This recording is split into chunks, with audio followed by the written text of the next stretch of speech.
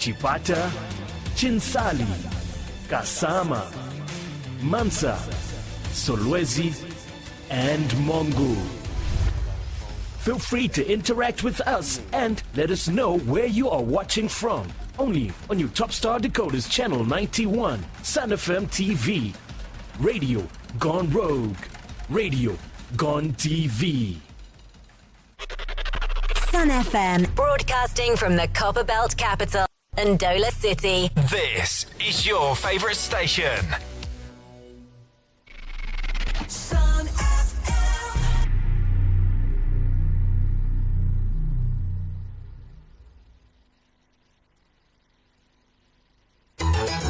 The news.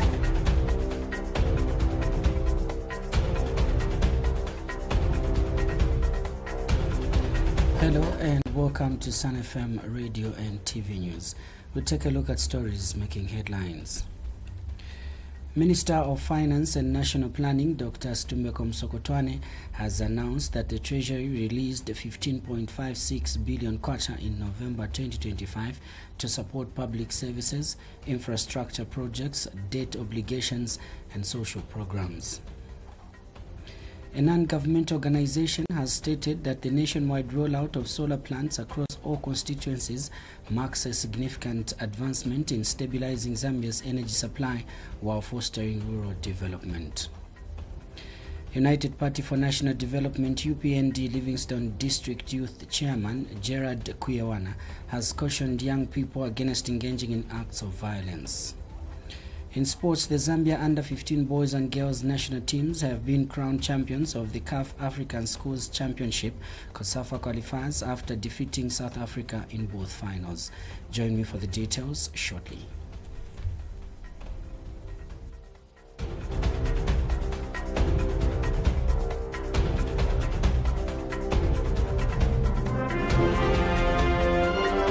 The news. 88.5 Sun FM. With the details, my name is Kayla Brister. Minister of Finance and National Planning, Dr. Stumbeko Msokotwane, has announced that the Treasury released 15.56 billion kwacha in November 2025 to support public services, infrastructure projects, debt obligations, and social programs. Dr. Msokotwane said the allocation reflects government's commitment to fiscal discipline and economic recovery, noting that recent credit rating upgrades by Standard and Poor's and Fitch signal renewed international confidence in Zambia's financial management. Key allocations are 4.63 billion kwacha for public service wage bill, 5.26 billion kwacha for debt service and arrears, including 2.62 billion kwacha for domestic debt, 2.42 billion kwacha for external debt, and 218.23 million kwacha for arrears clearance. 2.43 billion kwacha transfers and subsidies, including 700 million kwacha for the Farmer Input Support Program FISIP, 717.37 million kwacha for the Constituency Development Fund, and 817.16 million kwacha for grant-aided institutions such as universities and hospitals.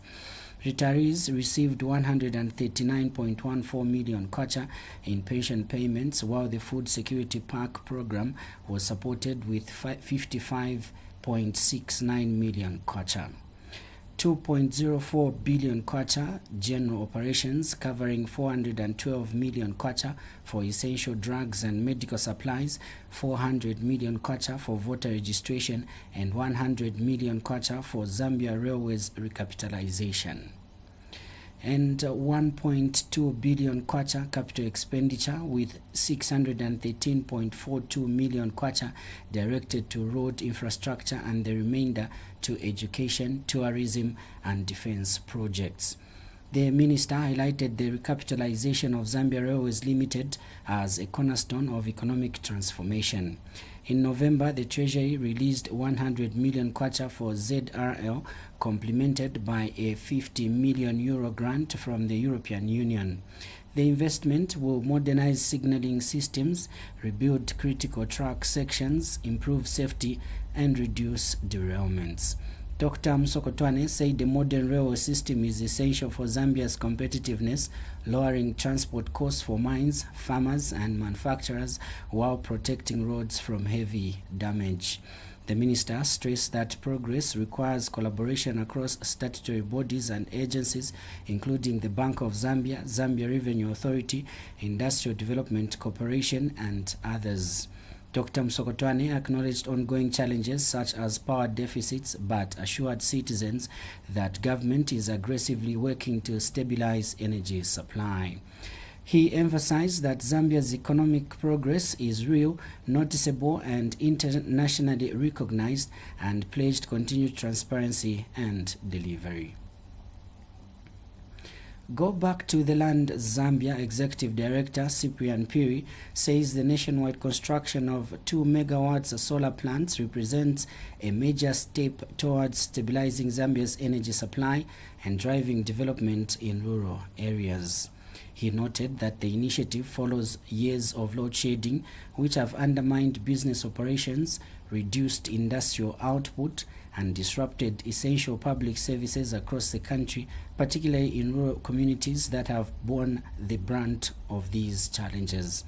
Mr. Piri explained that the government's allocation of 2.3 billion kwacha through the Ministry of Local Government and Rural Development to operationalize the program under the Presidential Energy Initiative is expected to reinforce energy security and attract sustainable investment to undeserved regions.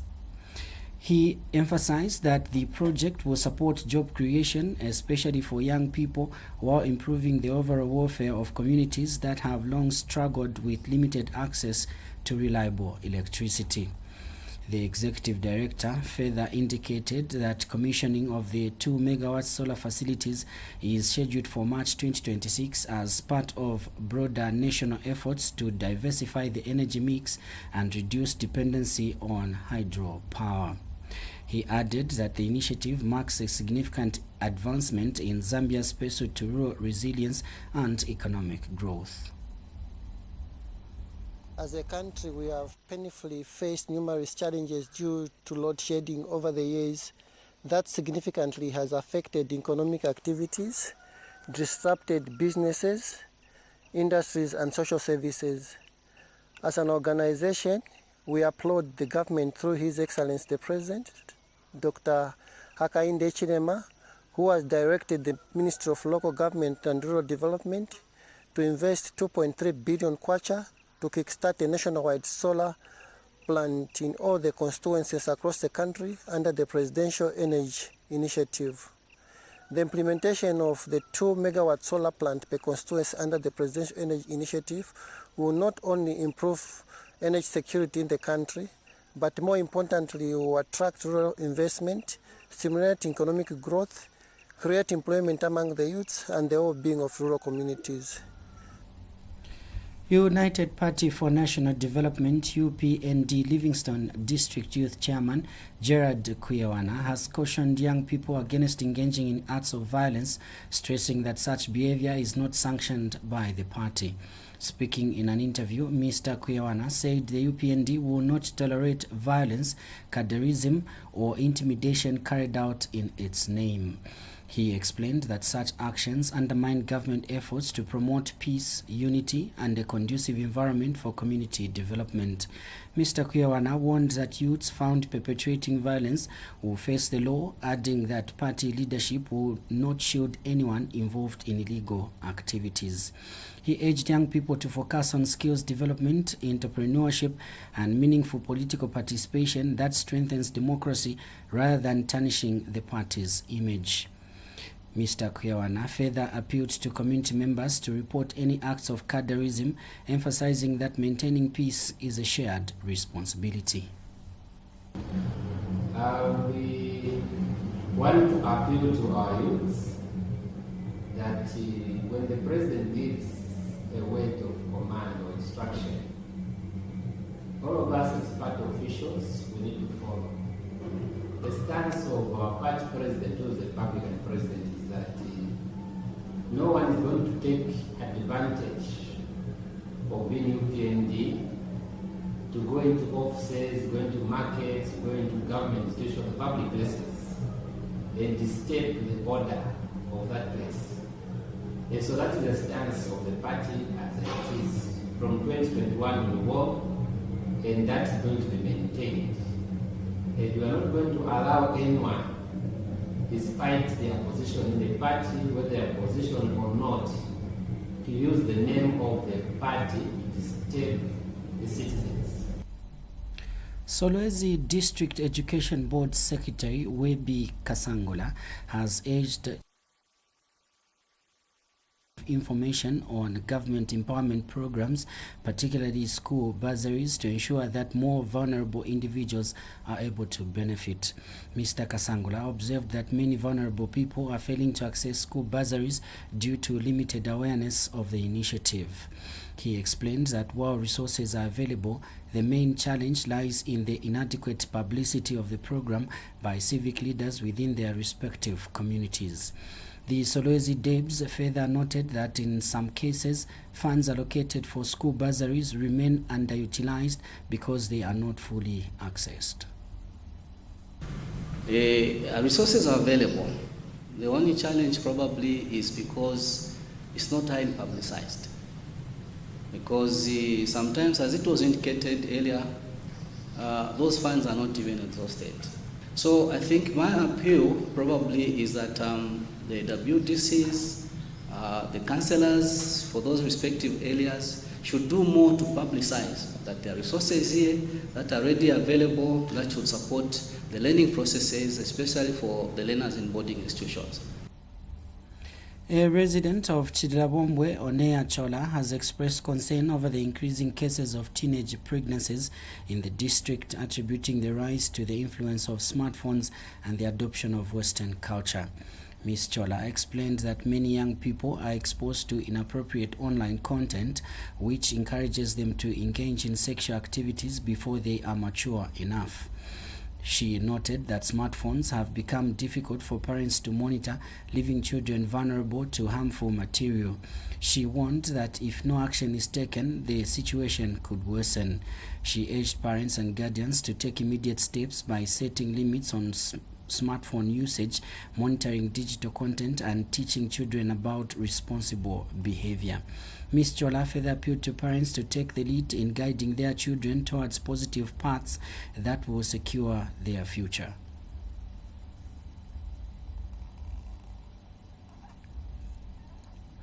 Chapter for Revival of Ndola City leader, Engineer Chungu Kapema, has called on the Ndola City Council to intensify waste management efforts to prevent outbreaks of waterborne diseases during the rainy season.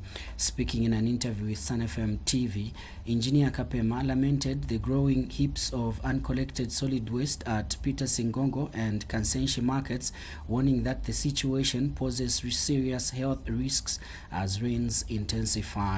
He urged the council to work closely with traders in public spaces such as markets and bus stations to improve waste collection systems. Mr. Kapema stressed that a larger portion of the Constituency Development Fund (CDF) should be channeled towards waste management activities. The environment, we clear our waste and so on, just the way we do things at domestic level. So that's the first approach. And then the other one is working hand in hand with people that are tasked to clear these garbage or waste that is there in the most efficient way possible. You know, marketplaces attract a lot of people. It's always crowded and so on. So we cannot allow such a situation. If there is any allocation of funds from the CDF, if there is one area that requires the most, is waste management. But I think the priorities, again, not set well. Find out people are prioritizing giving personal loans and cooperative loans and so on. I think the CDF would work better for the greater good if a huge amount or a greater percentage of this amount is channeled to taking care of issues such as waste management in public places. Sun FM Radio and TV News continues after the break. Don't go away. Celebrating 7 years of the Kwacha Music Awards. It's been 9 years since the first Kwacha Music Awards ceremony took place in 2017. What started as a small event has grown into Zambia's biggest music awards show. Over the years, we've seen incredible talent shine on the Kwacha Music Awards stage. From the opening act of 2017 by Slap D and Dave, to Zavin, 76 Drums and Sheffy 187 opening 2024, the stage has been great crafts over the years. We have celebrated the best of Zambian music from Afrobeats to hip-hop and R&B. The Kwacha Music Awards has become a platform for artists to showcase their craft. With world-class hosts and electrifying performances, the Kwacha Music Awards has become an annual event to look forward to. Behind the scenes, a team of dedicated individuals work tirelessly to make it all happen. Their passion and dedication have made the Kwacha Music Awards a success. As we celebrate 7 years, we salute the artists who've made this journey possible. Your music has inspired a nation. Here's to many more years of celebrating Zambian music. Hashtag Kwacha Music Awards.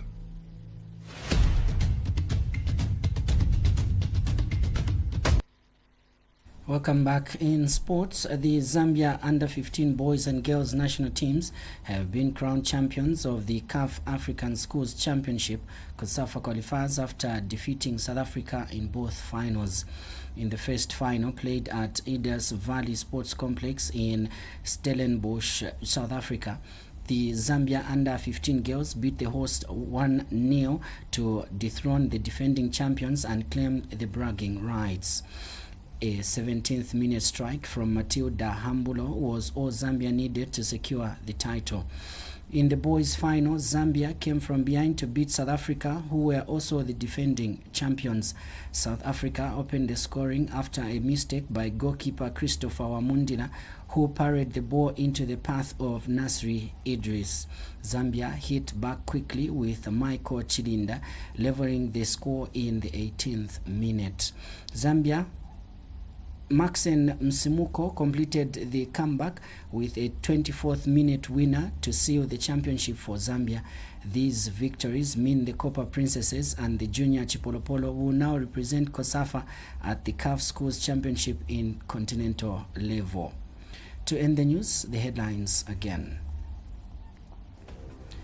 Minister of Finance and National Planning, Dr. Stumbeko Msokotwane, has announced that the Treasury released 15.56 billion kwacha in November 2025 to support public services, infrastructure projects, debt obligations, and social programs. A non-governmental organization has stated that the nationwide rollout of solar plants across all constituencies marks a significant advancement in stabilizing Zambia's energy supply while fostering rural development. United Party for National Development UPND Livingston District Youth Chairman Gerard Kuyawana has cautioned young people against engaging in acts of violence.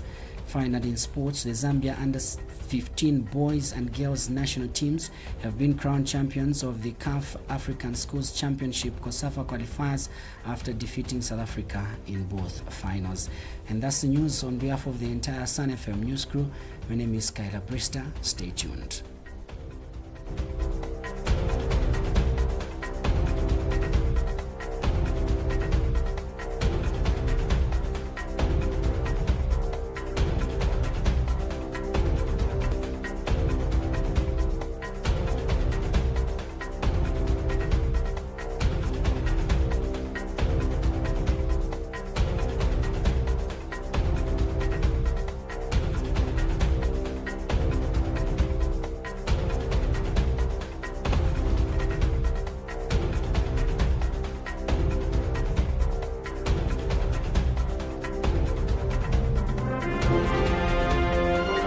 The News, 88.5 Sun FM.